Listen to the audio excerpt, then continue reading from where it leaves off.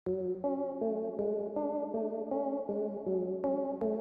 যে বলে ফেলে যে এরকম বেদের মেয়ে জ্যোৎস্নার রেকর্ড ভঙ্গ করে ফেলে, আমি এর জন্য ইচ্ছাকৃতভাবে আমি যে কোনো একটা ছবি একটু ব্যবসা করলে বলে যে জ্যোৎস্নাকে ফেল করে ফেলে। তুফানটা শুরু হয়েছিল সেই দিন। এবার স্বামী সাকিবের হয়ে লড়াই করলেন অপু বিশ্বাস। সাকিবকে অপমান করায় অভিনেতা ইলিয়াস কাঞ্চনকে কঠিন জবাব দিল অপু বিশ্বাস। শিল্পী অপু বিশ্বাস হিসেবে শিল্পী শাকিব খানকে সম্মান দেওয়ার যোগ্যতা আমাদের তৈরি করতে হবে। মূল ঘটনা জানলে অবাক হবেন। ঢাকা সিনেমার এক সময়ের জনপ্রিয় নায়ক ইলিয়াস কাঞ্চন তার ভেরিফাইড ফেসবুক পেজে গত শনিবার 6 জুলাই কলকাতায় মুক্তি পাওয়া শাকিব খানের তুফান সিনেমার একটি নিউজের লিঙ্ক শেয়ার করেন। এই নিউজের শিরোনাম ছিল কলকাতায় বড় ধাক্কা খেল তুফান। এ ঘটনায় শাকিব ভক্তদের মধ্যে মিশ্র প্রতিক্রিয়ার সৃষ্টি হয়েছে। ইলিয়াস কাঞ্চনের ফেসবুক পেজে শেয়ার করা শাকিব খানের সিনেমা নিয়ে নেতিবাচক সংবাদে দৃষ্টিগোচর লেগেছে অপু বিশ্বাসের কাছে। বিষয়টি মোটেও ভালোভাবে নেননি তিনি।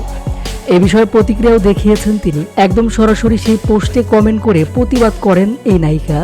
সরাসরি ইলিয়াস কাঞ্চনের প্রতি প্রশ্ন রেখে তাকে সালাম দিয়ে অপু বিশ্বাস জিজ্ঞেস করেন, আসসালামু আলাইকুম, আপনি একজন গুণী এবং অভিভাবক ইন্ডাস্ট্রির জন্য আপনার এই সংবাদটি শেয়ার করা দেখে ভাবলাম আসলে কি এটা আপনি? অপু বিশ্বাসের এমন মন্তব্য দ্রুত ছড়িয়ে পড়েছে, জানিয়ে বেশ আলোচনাও হচ্ছে।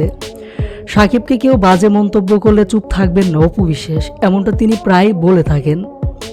শুধু এগুলো না, সাকিবকে নিয়ে যে বাজে মন্তব্য করবে তার সঙ্গে মিশবেন না তিনি, এমনটা তিনি সবসময় বলে থাকেন।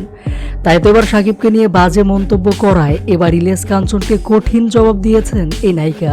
তবে অপু বিশ্বাসের প্রশ্নে কোনো জবাব দিতে দেখা যায়নি ইলিয়াস কাঞ্চনকে।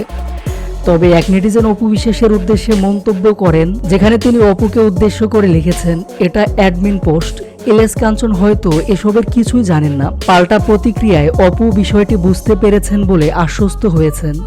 সব মিলে অপু বিশ্বাসের প্রতিবাদী কাণ্ড নিয়ে বেশ আলোচনা সমালোচনা হচ্ছে।